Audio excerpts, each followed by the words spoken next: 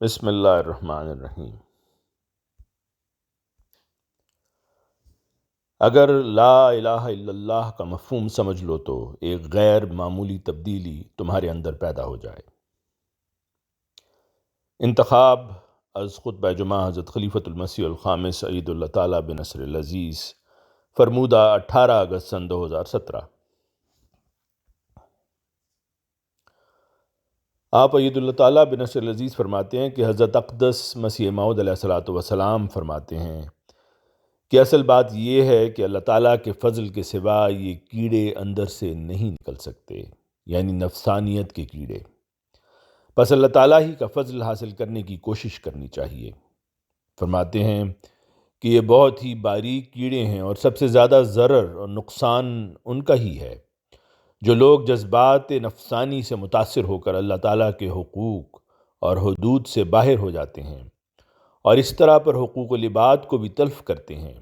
وہ ایسے نہیں کہ پڑھے لکھے نہیں، بلکہ ان میں ہزاروں کو مولوی فاضل اور عالم پاؤ گے، اور بہت ہوں گے جو فقیہ اور صوفی کہلاتے ہوں گے، مگر باوجود ان باتوں کے وہ بھی ان امراض میں مبتلا نکلیں گے۔ حضور فرماتے ہیں کہ یہ صرف جاہلوں کا کام نہیں ہے کہ وہ اللہ کا حق اور بندوں کے حق ادا نہیں کرتے یا موقع آئے تو لوگوں کے حق مارنے کی کوشش کرتے ہیں، بلکہ آپ نے فرمایا کہ بہت سارے پڑھے لکھے لوگ ایسے ہیں، بلکہ علماء اور عالم لوگوں میں، اور اس سے بھی بڑھ کر جو دین کا علم رکھنے والے ہیں اور عام دنیا میں وہ بڑے فقیہ اور بڑے صوفی کہلاتے ہیں، بزرگ کہلاتے ہیں، وہ بھی اس مرض میں مبتلا ہیں کہ جب اپنا موقع آتا ہے تو پھر سب کچھ بھول جاتے ہیں، اور نہ پھر ان کو خدا یاد رہتا ہے، نہ بندوں کے حق ادا کرنے اور اعلیٰ اخلاق یاد رہتے ہیں۔ فرمایا ان بتوں سے پرہیز کرنا ہی تو بہادری ہے، اور ان کو شناخت کرنا ہی کمال دانائی اور دانش مندی ہے۔ یہی بت ہیں جن کی وجہ سے آپس میں نفاق پڑتا ہے اور ہزاروں کشت و خون ہو جاتے ہیں، ایک بھائی دوسرے کا حق مارتا ہے، اور اسی طرح ہزاروں ہزار بدیاں ان کے سبب سے ہوتی ہیں۔ فرماتے ہیں کہ ہر روز اور ہر آن ہوتی ہیں، اور اسباب پر اس قدر بھروسہ کیا گیا ہے کہ خدا تعالیٰ کو محض ایک عضو معطل قرار دے رکھا ہے۔ بہت ہی کم لوگ ہیں جنہوں نے توحید کے اصل مفہوم کو سمجھا ہے، اور اگر انہیں کہا جاوے تو جھٹ کہہ دیتے ہیں کہ کیا ہم مسلمان نہیں اور کلمہ نہیں پڑھتے؟ مگر افسوس تو یہ ہے کہ انہوں نے اتنا ہی سمجھ لیا ہے کہ بس کلمہ منہ سے پڑھ دیا اور یہ کافی ہے۔ حضور عید اللہ فرماتے ہیں کہ جو اصل مقصد ہے، اصل مفہوم ہے توحید کا، اس کو نہیں سمجھ لیا کہ لا الہ الا اللہ پڑھ دیا اور کافی ہو گیا۔ حضور عید اللہ تعالیٰ حضرت مسیح موعود علیہ السلام کے اقتباس کے حوالے سے فرماتے ہیں کہ آپ علیہ السلام فرماتے ہیں کہ میں یقیناً کہتا ہوں کہ اگر انسان کلمہ طیبہ کی حقیقت سے واقف ہو جاوے اور عملی طور پر اس پر کاربند ہو جاوے تو وہ بہت بڑی ترقی کر سکتا ہے اور خدا تعالیٰ کی عجیب در عجیب قدرتوں کا مشاہدہ کر سکتا ہے۔ فرماتے ہیں کہ امر خوب سمجھ لو کہ میں جو اس مقام پر کھڑا ہوں، میں معمولی وائس کی حیثیت سے نہیں کھڑا اور کوئی کہانی سنانے کے لیے نہیں کھڑا ہوں، بلکہ میں تو ادائے شہادت کے لیے کھڑا ہوں۔ میں نے وہ پیغام جو اللہ تعالیٰ نے مجھے دیا ہے پہنچا دینا ہے۔ فرمایا کہ اس امر کی مجھے پرواہ نہیں کہ کوئی اسے سنتا ہے یا نہیں سنتا اور مانتا ہے یا نہیں مانتا، اس کا جواب تم خود دو گے۔ میں نے فرض ادا کرنا ہے۔ میں جانتا ہوں کہ بہت سے لوگ میری جماعت میں داخل تو ہیں اور وہ توحید کا اقرار بھی کرتے ہیں، مگر میں افسوس سے کہتا ہوں کہ وہ مانتے نہیں۔ جو شخص اپنے بھائی کا حق مارتا ہے یا خیانت کرتا ہے یا دوسری قسم کی بدیوں سے باز نہیں آتا، میں یقین نہیں کرتا کہ وہ توحید کو ماننے والا ہے۔ فرماتے ہیں کہ خدا کے واحد ماننے کے ساتھ یہ لازم ہے کہ اس کی مخلوق کی حق تلفی نہ کی جاوے۔ جو شخص اپنے بھائی کا حق تلف کرتا ہے اور اس کی خیانت کرتا ہے، وہ لا الہ الا اللہ کا قائل نہیں۔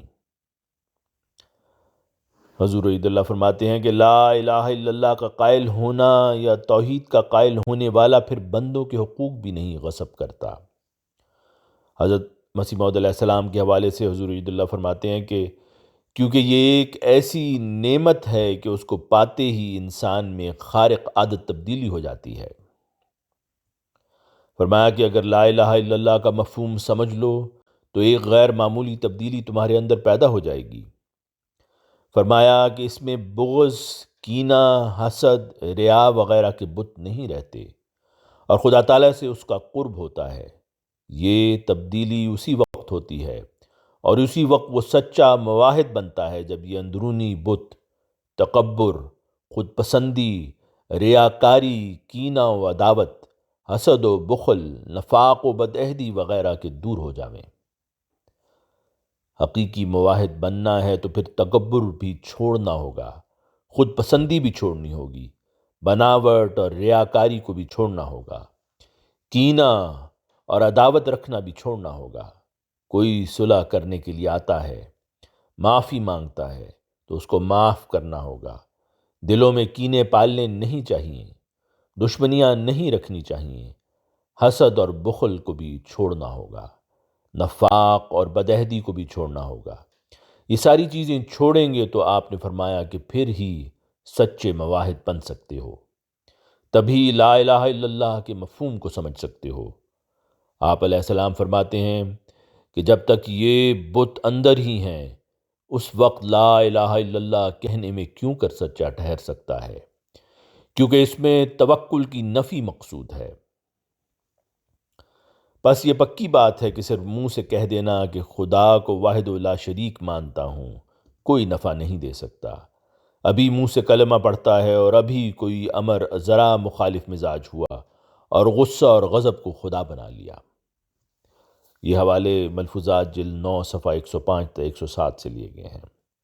پھر حضور عید اللہ فرماتے ہیں کہ بس خلاصہ یہ کہ انسان کے اندر سے نفسانیت کا کیڑا اللہ تعالیٰ کے فضل کے بغیر نہیں نکل سکتا، اور اللہ تعالیٰ کا فضل بغیر حقیقی توحید پر قائم ہوئے نہیں مل سکتا۔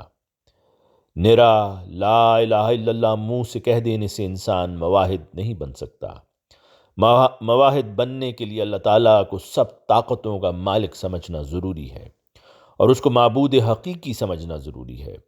اور اگر اللہ تعالیٰ کو سب طاقتوں کا مالک سمجھا جائے اور معبود حقیقی سمجھا جائے تو پھر دنیاوی ہیلوں سے، دنیاوی بہانوں سے، مختلف طریقوں سے انسان دوسرے انسانوں کا حق نہیں مار سکتا۔ آواز مرزا عمران احسن۔